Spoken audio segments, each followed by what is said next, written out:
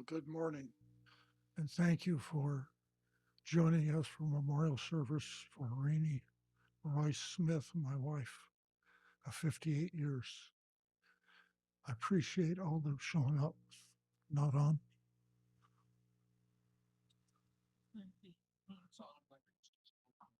Low volume. Okay. Volume up. Okay. The volume is going to be taken care of. Does that sound better? Very good. So thank you all for coming. It means a great deal to me and the family. Uh, it's Rainey Royce Smith Memorial, and married to her for 58 years, so a lot of time has gone by. I wanted to I want to start this gathering with a prayer because involved in all of her life was her father and Christ and the God of all creation. So we'll bow together in prayer. Our Father, it is such a comfort to feel thy presence near. We know that thou art interested in every heart and every desire and what we're focusing on. We're thankful, Father, when we are in a meeting like this, realizing death has come, time is no longer ours, and we want to strongly consider our next step, our next choice, what we desire, what we focus on, to help us journey on in a way that pleases Thee and brings Thy great compassion. We're thankful, Father, that time is only something we know here. Eternity is timeless. And help us again today just to feel Thy presence, to listen intensely for Thy voice to speak to our own hearts. We ask in Christ's name. Just going to share a little bit about Rainey and my first couple of years.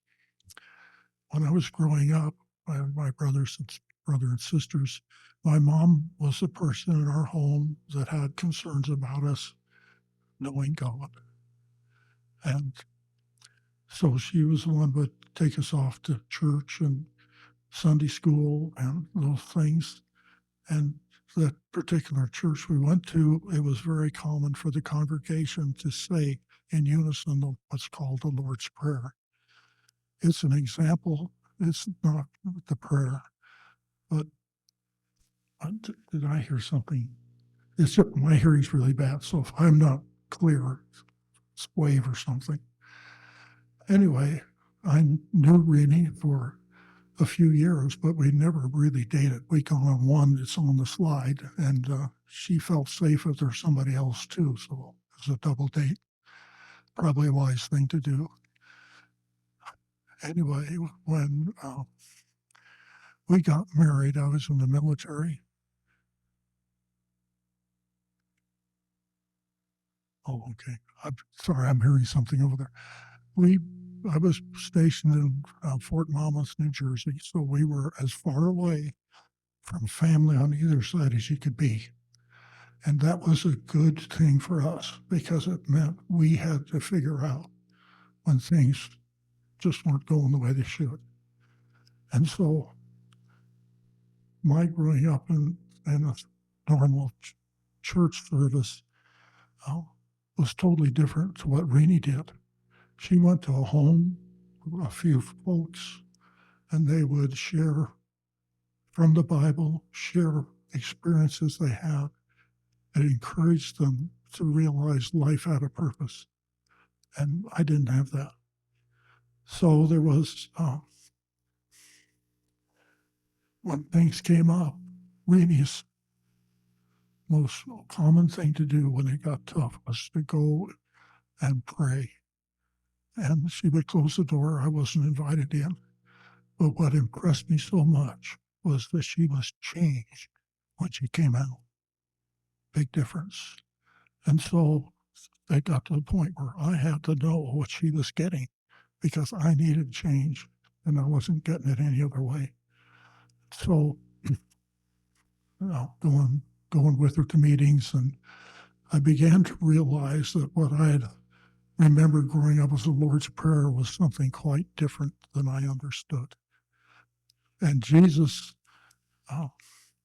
said, when both in Matthew on chapter 6 and Luke 11, he just gave an outline when somebody said, teach us to pray, and he gave what's commonly known as the Lord's Prayer. And there are 8 or 7, depending how you read it, different parts to prayer that are mentioned there. I want to talk for a second about the first one, which is our Father. And the creator of all that we enjoy wants for every individual in this room to have a relationship with him as a father to a son or a daughter. And when that occurs, you get power that you never dreamed possible to overcome frailties of this life. And it just was very, very encouraging to me. And I began to realize that my efforts in praying must first be getting my heart connected to the Father that wants to be my friend. Anyway, that's enough. It was through her continued effort in prayer that saved our marriage to what it was. Yeah, I'm kind of a tough guy to be with, but anyway, it's nice, very nice to have all you folks here. The number of people that have written me about the care that Rainey has had for them is very encouraging. And anyway, just this is a memorial. We're not praising anybody. We're capturing memories that down the road I can return to, that'll help me again focus on what the next step should be and the great purpose of life. I'm very thankful that you're all here.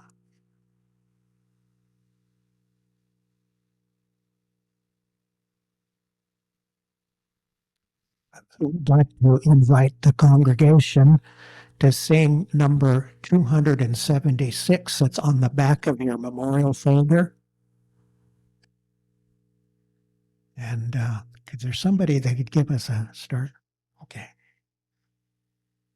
Precious thought, my Father knoweth in his love I rest. For whatever my Father doeth must be always best.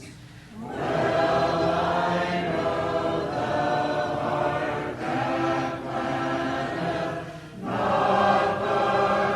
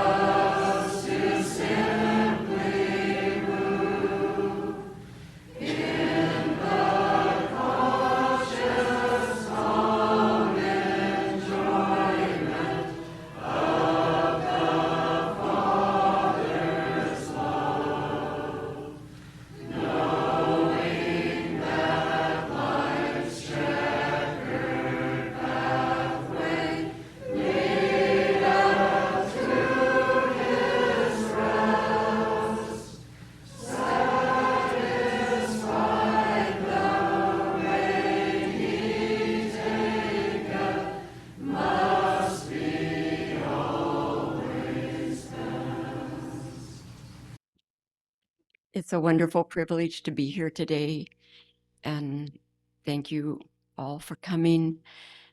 I drove over from Chelan this morning, and I just couldn't believe all of the wheat fields ready to harvest that I saw, and all of the wheat fields that have already been harvested. And right next to those wheat fields, there was often a bare piece of ground, dark, nothing coming from it. And it just made me very, very thankful that for Rini, the harvest has come, and the harvest it's beginning. It's just beginning.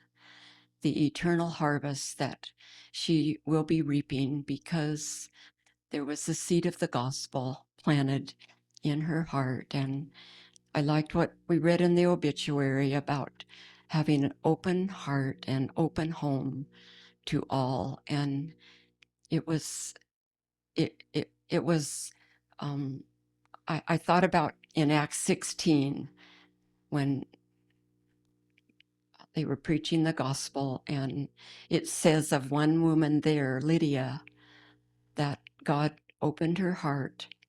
And then we read in that chapter that her home, by the end of that chapter, her home was open. And one of my most precious memories, the last 3 years, I've had the privilege of being in this area, and we've spent many nights and days at Larry and Reni's home, and I just don't forget the warm welcome of their open hearts and their open home. And often we would hear from them, "Come anytime, you're always welcome." And we knew that, but it meant a lot to just hear it again, and it helped us understand what was in their hearts. And so I've been thinking about Rini. She reached out to many, and she helped with like we know, you would know, she helped with those who had learning disabilities.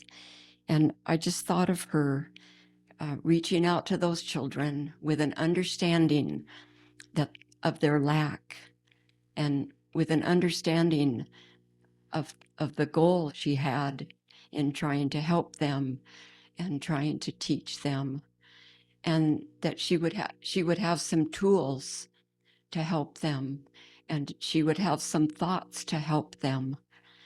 And I just love thinking about our God, and he sees every one of our hearts, and he understands what's going on in your heart and in my heart. And there's no details of our lives that he's missing.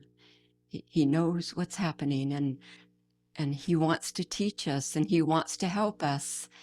And he has exactly what we need to have an eternal harvest in our hearts. And he's the one that made the plan that the gospel seed would be planted in our hearts. And he made the plan of the endless eternity that awaits for every one of us.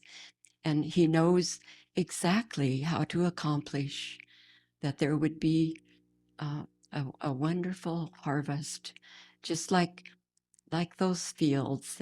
They were the wheat.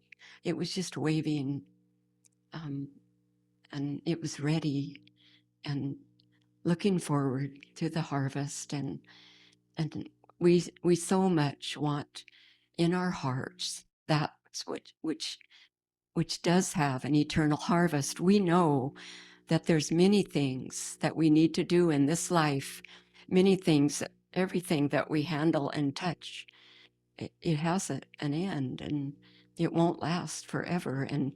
And we have proof of that every day, of something not lasting. And we understand the illustration of the flower of the grass, how easily that, like our flesh, it's not going to last. But we're just so thankful that God has also planned that there would be no fear of death, because he wants to put something in our hearts that can give us an eternal harvest. And when I was looking at those fields, I didn't concentrate on, oh, I'm so sorry for all the effort that was put forth. I'm so sorry for that beautiful field of grain and all that had to go through to look like it does, ready for harvest. But we know that there were storms, and there was rain, and there was cultivating, and there were weeds to be pulled, and there was lots to be done. But when I was looking at those wheat fields, the anticipation for the harvest far outweighs all the difficulties that happen to make the harvest possible. And that's how God wants to help us. Life does have its difficulties and ups and downs, and like that hymn, joy and sorrow interwoven. But God knows all about every issue and every difficulty that comes, and he has the comfort and the help for each of our hearts. And I love thinking about the open home of Larry and Renee, and they had a Sunday morning gathering of fellowship in Forks, and they had one in Port Angeles when they moved there, and and then we know in Spokane, there's been many, many sweet times of fellowship in their home, and we're thankful for those open hearts and open homes that God values. We know that it comes with sacrifice and self-denial, and I never heard Renee complain about the privileges that were hers, and never heard her wishing it was different. But I loved being with her a little in her last days, and that calm contentment, waiting for the harvest that was going to take place, and waiting to see the one that she loved the most. And could we let her influence be a help and encouragement in the choices that we're still here, and we still have opportunity to choose? And could Renee's life be an influence for good, that we want to be careful about our choices with thought of the eternal future that lay ahead?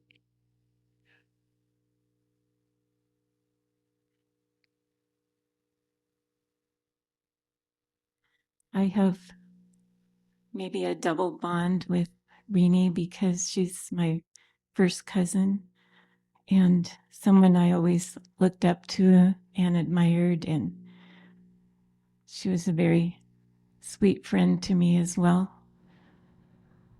And I loved the warmth in her that reached out not only to me, but to many. And as we know, she had a special care for children. And she, whether it was struggling with being able to learn, we spent a great effort to help children. And whether it was bringing nieces and nephews into their home when they needed extra care, big heart. But it also was for older people too, her own parents, and you would know how she cared for her dad in his last days, and her mother is my mother's sister, and my mother is here, and she's the only one left in that generation, the youngest of 10. And last year, Renee, and the year before, Renee went over to Oregon to help Mom be at our annual convention there. And you know, she just had a caregiving heart for all ages, all of us included. And the one thing that Mom keeps saying is that I am going to miss the spiritual visits we had together. That's what meant the most to her. And I can say that that is the part that I will miss the most too. But it's also a comfort to know that that was such a big part of her life, was her relationship with God, and that love, divine love that she had. She used it to reach out to you and to me. And so there's a little verse that I keep thinking of. It's in Proverbs 4 and verse 18. But the path of the just is as the shining light that shineth more and more unto the perfect day. And we've already heard about the perfect day is the eternal day. It's a day that never ends. It's a day that has no night looming ahead of it. It's a day that has no shadows. And the reason why this pathway gets brighter and brighter is because at the end of this pathway is this great light, the light of Christ for those who have chosen to follow him. And there's a little phrase a little quote that you've probably heard, and it's, keep your face always towards the sunshine and the shadows will fall behind you. And then I was looking up this quote, and it tells who the person was that came up with that quote. And then it says that Helen Keller added to that. That's what the sunflowers do. They keep their face towards the sun. I've seen a beautiful field of sunflowers, and it's very impressive how they do. They all turn their faces toward the sun from the early morning when the sun comes up in the east. They're all looking in that direction. And as the day goes by, they look upward as the sun passes over. And then as the day ends, their faces are turning towards the sun that is setting. And so this light, this is what we want to keep our focus on. We read about when Jesus was coming to the earth, and Zacharias, who was a priest, he was telling about this event that was happening in his day. At the end of Luke chapter 1, he said, through the tender mercy of our God, whereby the dayspring from on high hath visited us, to give light to them that sit in darkness and in the shadow of death, to guide our feet into the way of peace. So it was by the mercy of God that he sent his Son, the true light. And here it mentions the dayspring on high hath visited us. He came to the earth. Dayspring is like that morning sun, the early dawn. And when that happened, it says that there were people that were sitting in darkness and in the shadow of death, and they saw a great light. When we see light, it gives clarity and it gives us a sense of direction.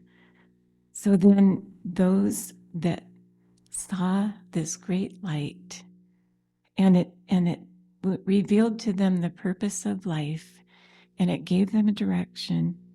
It says that he guided their feet into the way of peace. And so they started on this journey. And it was like in this verse in Proverbs, that this journey, the light grew brighter until the end of the journey, where they came to the perfect day. When Renee was young, she made a choice to follow this great light. It gave direction in her life, and it helped her make the right choices and to even reflect that light in her life. We have a hymn in our hymn book, number 132, and it's called, "I Have Made My Choice Forever." And that's what she did. When she made her choice to follow this great light, she made it forever. And in that hymn, there's one sentence that says, "Darkness can affright me never, from thy presence shadows flee. And if thou wilt guide me ever, Jesus, I'll go through with thee." From the beginning, sitting in darkness and under the shadow of death, that's how we all are, because no matter who we are and what our experience is and what we believe or what we don't believe, there's one thing we all have in common, that we know that we are sitting in the shadow of death, that someday we will die. And we have a decision to make. And we're thankful when this great light comes into our experience, so that we do know the right direction to go. And when we make this choice to follow Jesus, it's a forever choice. It's until the end of the pathway and unto the perfect day. And I'm glad that that's what Renee did. In Psalm 23, David said, "Yea, though I walk through the valley of the shadow of death, I will fear no evil, for thou art with me." And when she came to this end of her earthly day here on earth, she was being guided through this shadow of death, but she wasn't fearful of evil because she had this comfort of God's presence continuing to guide her. Another hymn that we have in our book is called "All My Springs Arise in Jesus," and it says, "He will keep me free from evil till the dawn of endless day. I shall see him in his beauty when the shadows flee away." And in this earth, no matter how bright the sun is, there's always shadows. An artist, if they are going to paint a realistic picture, they have to consider which way the sun is shining. And there's always going to be some shadows in the picture. That's the reality of life on this earth. But I'm going to mention another hymn we have. "We would see Jesus." It says, "For the shadows lengthen across this little landscape of our life. We would see Jesus, our weak faith to strengthen for the last weariness, the final strife." When the sun is going down in the sky, the shadows lengthen, they get longer. And but I know that Renee kept her faith, and that even if it, at the end of life, it's often the shadows get longer.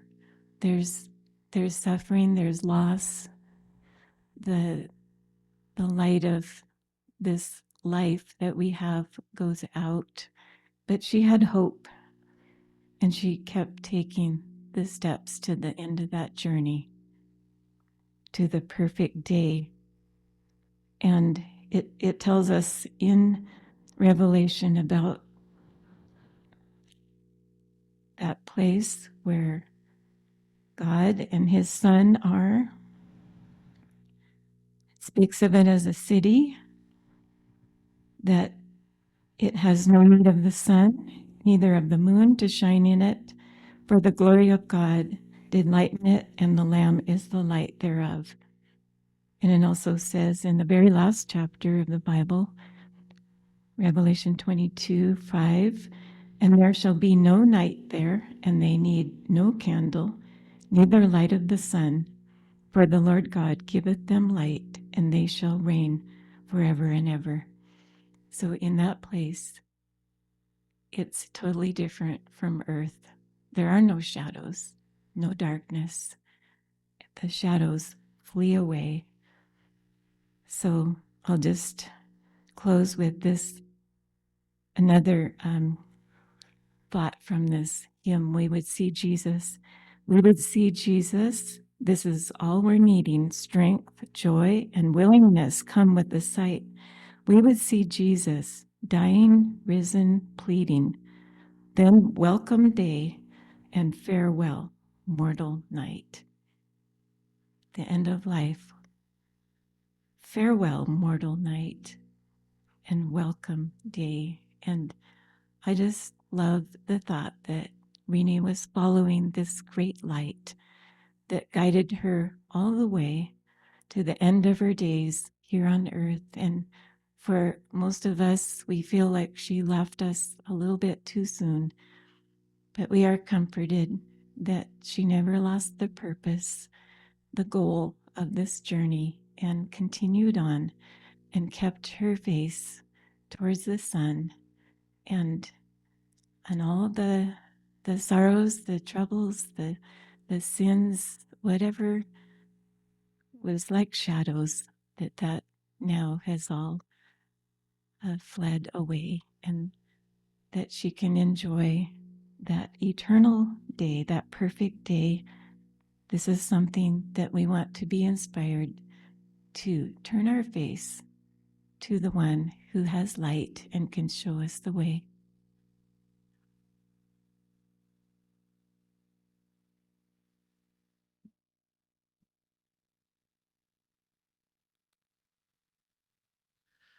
So the last time I was in their home, this would have been right around the 1st of May.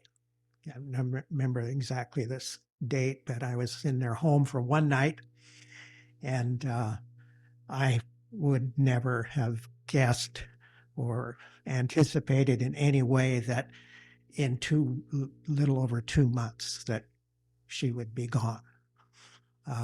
Just wasn't anything. Now, maybe the family had an idea. Maybe there was some medical issues that I wouldn't have been aware of. But to me, it was just quite a thing to think of her being gone in such a short time after being with her and having a study with her in the morning, and with Larry and Dorothy and Johnny were there too, and just very, very difficult. And it was not in my thinking at all to think in 2 months she'd be gone, but that's the way often life happens that way. And just was noticing in the hymn that we sang, it mentions joy and sorrow interwoven. And just thinking about that we are sad that she's gone, but on the other hand, she has such a faithful finish. So we're happy that way. We rejoice in the finish. It was finished faithful, right up to the very end, very faithful. But we mourn the loss as well. So those two things go together, and it's kind of hard to separate them out. So that's why this is kind of an unusual, special time when we lay someone to rest. another further down in that hymn that we sang, it just says, in the conscious calm enjoyment of the Father's love. And I was just thinking about Renee, and to me, she was a happy person. She was a contented person. I've never, we've all heard from April and Joyce, we never came into the home with her feeling down and depressed and communicating to us her distress. It was always interest in our comfort and how we were doing, and making the home as comfortable and available to us as she possibly could. And she was just a very happy, delightful person to be around. It was a really wonderful spirit about her that I really enjoyed that spirit in her. And so she, sometimes there are people who are maybe just naturally, they're kind of happy, buoyant people. And then there's people that are just kind of on the melancholy side all the time. I'm just speaking, it just seems to be that in observation of life over my 79, 80 years. It's kind of how you meet people. But then there's people that have are happy because of something that's happened to them. And that is the reason why Renee had this happiness, is because she had she found the source of happiness, the source of life. And there's that verse in John 13, I think it's verse 17, where Jesus is speaking to his disciples. And he said to them, he says, if you know these things, happy are you if you do them. And I think that Renee's happiness came from doing the things that the Lord showed her to do. There's one thing to believe things and to believe in the Lord and to believe that he's God, or he's the Son of God, that he died for our sins. And it's one thing to believe that, but it's quite another thing to do what he asks us to do. And I think a lot of folks just kind of stop short, just being content with believing that Jesus was the Son of God, and therefore they have nothing to worry about. But really what Jesus said is, you need to take up your cross and follow me. Then you will prove what I'm telling you. And so I have a friend who, when he was, I think he was in his 30s, decided, you know, I've always wanted to be a dentist. I'm finally going to be a dentist. And so because he decided he wanted to be a dentist, was he a dentist? Because he decided he was going to be a dentist, oh, would you work on my back wisdom teeth? No. We had to go to school. He had to go to, I think it was 6 or 8 years of dental school to become a dentist. And then he was a dentist. But the desire was good. And that's what propelled him into becoming a dentist. And that's what Jesus was telling his disciples. If you have a good desire, that's good. Now you just need to follow through with that. You need to go to school. You need to, and that's what Renee was doing all her life. She was going to school. She was learning how to be a Christian. She was learning what it was to take up her cross and follow Jesus daily. She just didn't sit back and say, well, I believe, and I'm just going to sit here and be ushered in, but it doesn't work that way. We have to pick up our cross and follow. And then we'll know. Then we'll some of the things that maybe we never dreamed would be that we'd ever have to experience or learn, and we'll experience those things. And so I liked in that same chapter John 13 and verse 1. There's it just starts out by saying when Jesus knew that his hour had come, having loved his own which were in the world, he loved them unto the end. And I was just thinking about the things that Jesus put into his last hour. The first thing he did is right there. It says he loved his disciples until the very end. That was one thing I think we could say that really put in her last hour, was her love for her salvation, for God, for his son, her love for her family, for her meeting. That was love that she kept right up until the end. It was right there. And then another thing that Jesus did with in that final hour was that he served.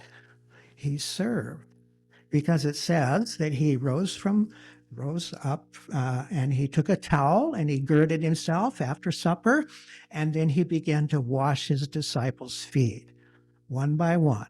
He found around the room, washed his disciples' feet. And that's something that he put in. He didn't just kind of fall back into self-pity and say, well, why don't you appreciate all I've done for you more than you have? He didn't do that. He didn't have that kind of attitude. He just continued to serve right up until the very, very end. And it's so wonderful to see that in people's lives today. People are just putting their best into serving right up until they just can't do it anymore. And that's kind of the way it was with Rita. She got so sick, she couldn't just get up and serve us.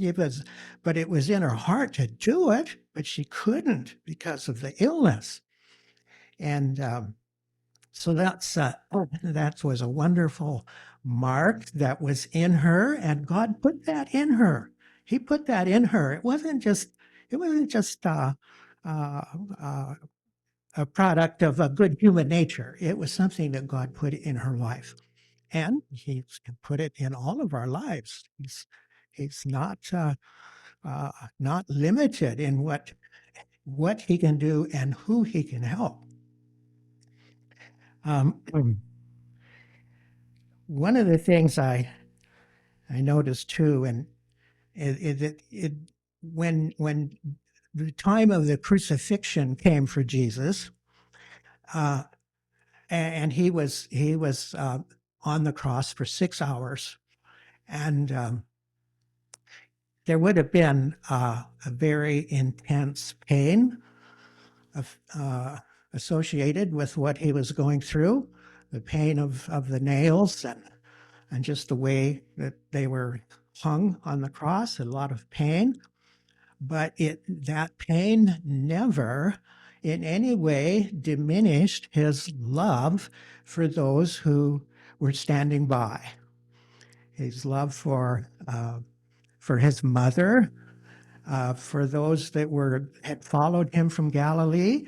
It was still as strong as it ever was when he was in perfect health. Still as strong. It didn't diminish at all.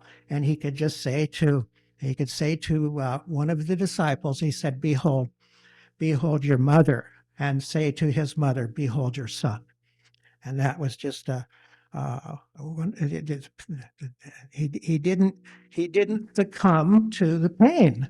It didn't override his feeling of love and kindness for those who loved him.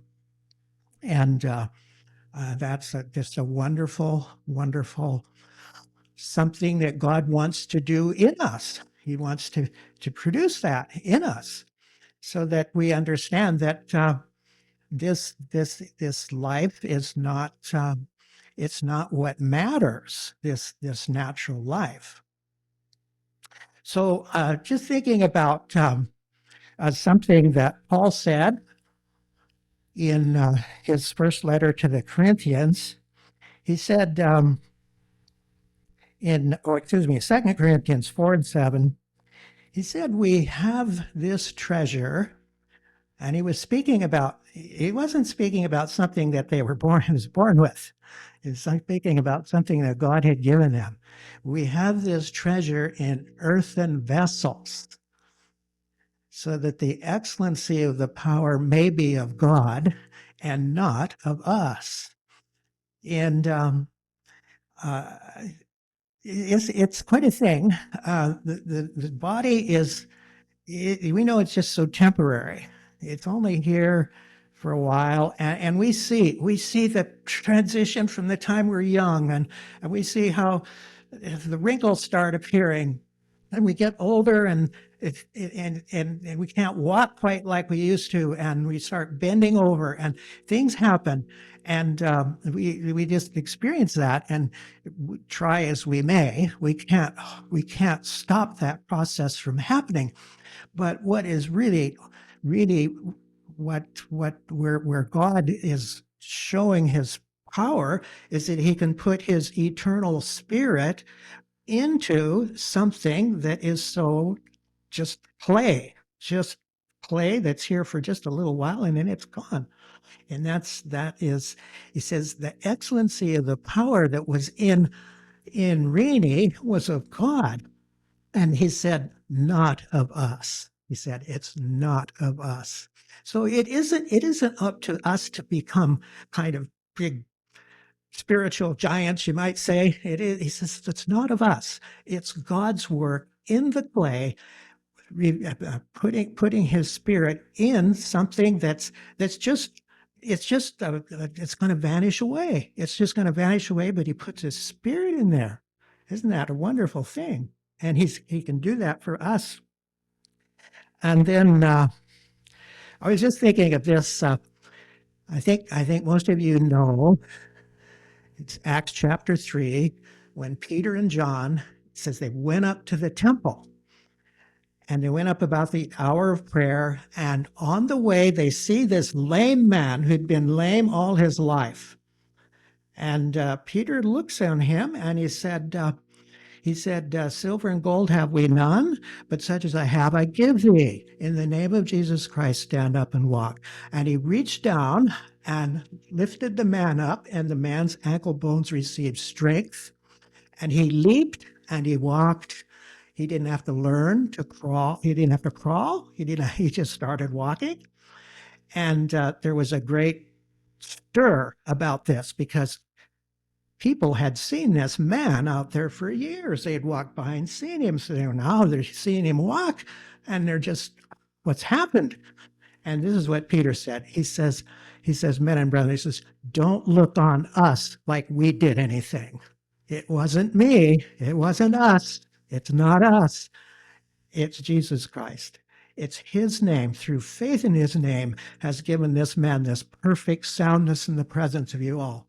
And that was one thing that was very, very important, that the ministry that Paul and Peter was a part of, that they did not want any credit given to them for all of these wonderful things that were happening. They didn't want any of that credit. They ran from that kind of credit. And when we see Reni's life, there's just no way we can say that she would never say, well, this is because I did this, or this is because of my workers and what they did. No, it's the work of God in her. It was the work of God. And then I was reading in Genesis chapter 41, and there you read about, it's a story about Joseph and how he was sold into slavery in Egypt, and he'd been there, and he had interpreted some dreams for some men that were in prison with him. And the dreams turned out to be it happened exactly as he dreamed. And Pharaoh found out about this man who could interpret dreams, because Pharaoh had a dream himself. And he didn't know. He was very troubled about this dream, and he didn't know what it meant. And he was asking, who can tell me? And then his butler said, I remember there was a man in prison that he told us what was going to happen. And so he was summoned. Joseph was summoned. And he came, and in chapter 41, Pharaoh says to Joseph, he says, I've heard that you can interpret dreams, and you can tell me what my dream meant. I heard that you can do that. And Joseph says, it's not in me. Right away, he says, it's not in me. I don't have any power. I have no power to tell you what's in your mind or what you're thinking. It's God. God will show Pharaoh what is about to happen and what God is about to do. He will show you. It's not me. So I really like that. I like that. He just did everything. I don't want any credit at all. It's God. Don't give me any credit. Yeah.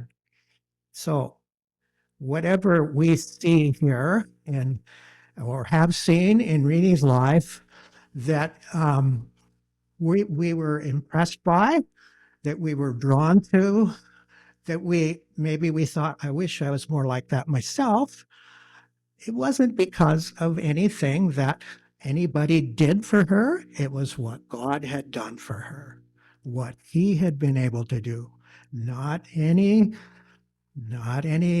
textbook or any human intervention in any kind. It was so what God has done. And if it's a human thing, it's going to be temporary. It's going to be subject to decay. There are just all kinds of things. Touches of fingerprints of man on things, it's just subject to decay. But when God touches something, it's a forever touch. So just very, very thankful for the privilege of saying a few words. I didn't feel able to speak much about some of the joy and sorrow. I don't know too much about the sorrow because I only saw the joy part of her life. I saw the happy part. Now, Paul said, I have learned that whatsoever state I'm in, therewith to be content. I know both how to be abased and I know how to abound. I know how to suffer need.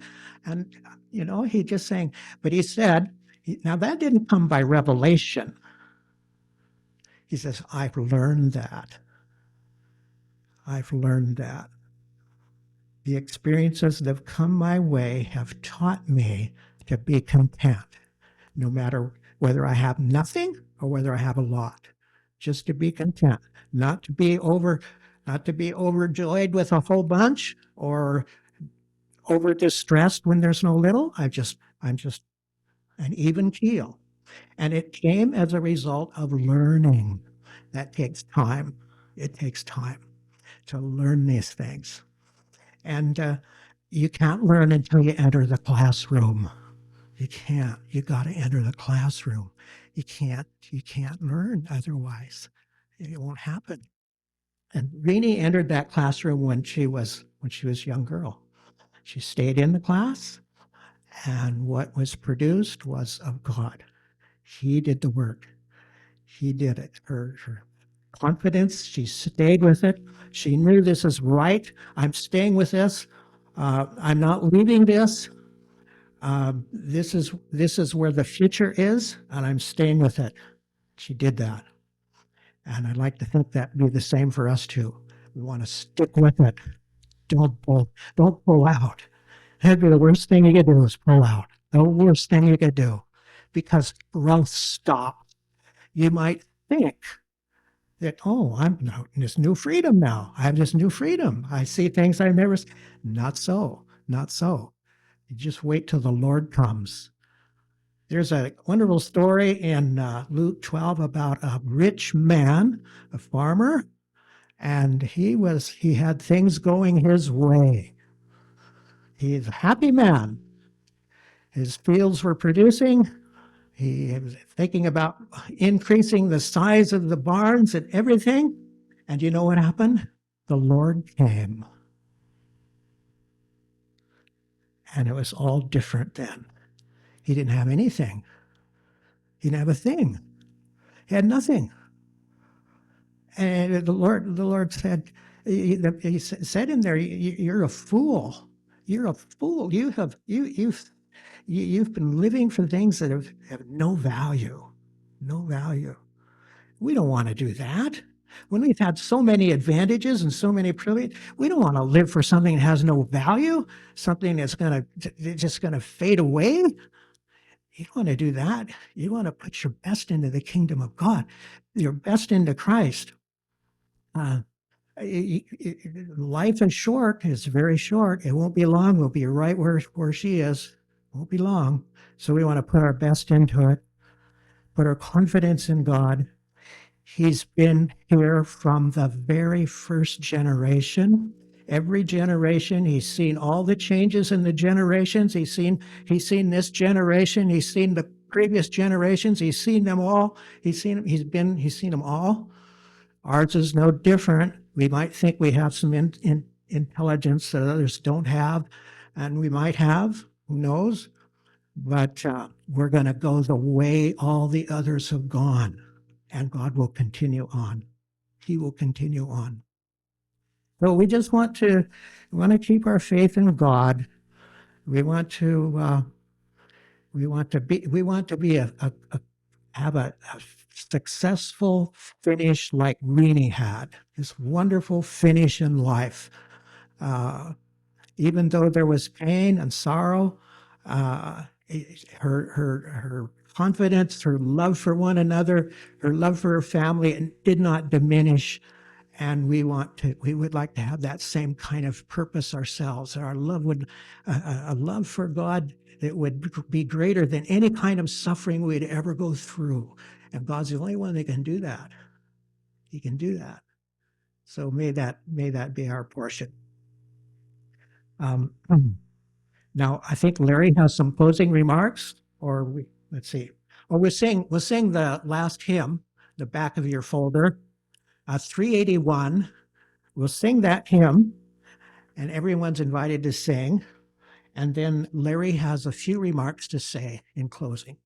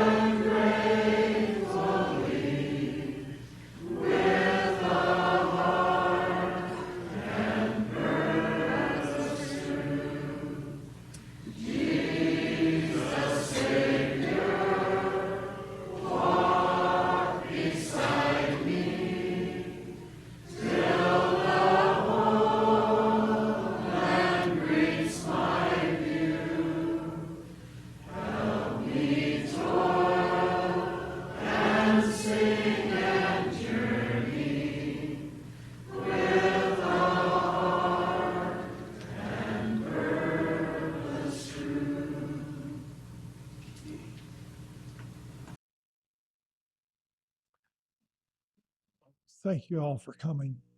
Um, like I mentioned at the beginning, and maybe it wasn't clear. Sorry. Thank you, Terry. Uh, that last hymn we just sang, 381, I was told that my children, she sang that too often to keep their eyes focused.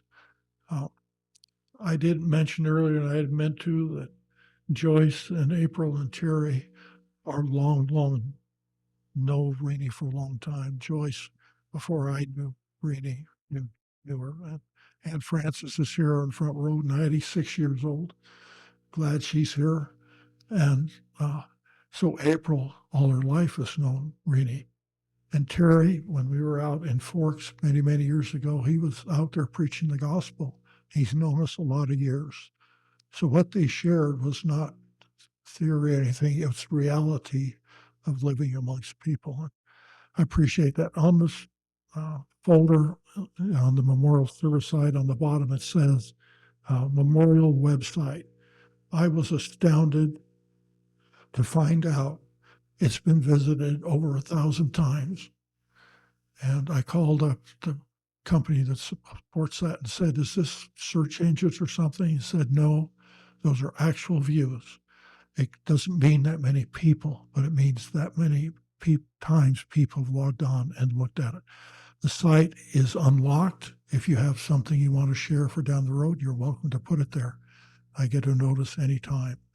I appreciate it. It's what I'm going to turn to most often to be re-encouraged when I get sad. And it just brings back what her life meant to me over the years. There's lots of time here for folks to socialize or to visit after the service. What I'm going to ask to do is if the ministers, we call them workers, would just stand up front here with us, and we're going to have the immediate family get up front. And I'd like every one of you that's able to come through and shake your hand. I really, really value being here with us today. So thank you all very much.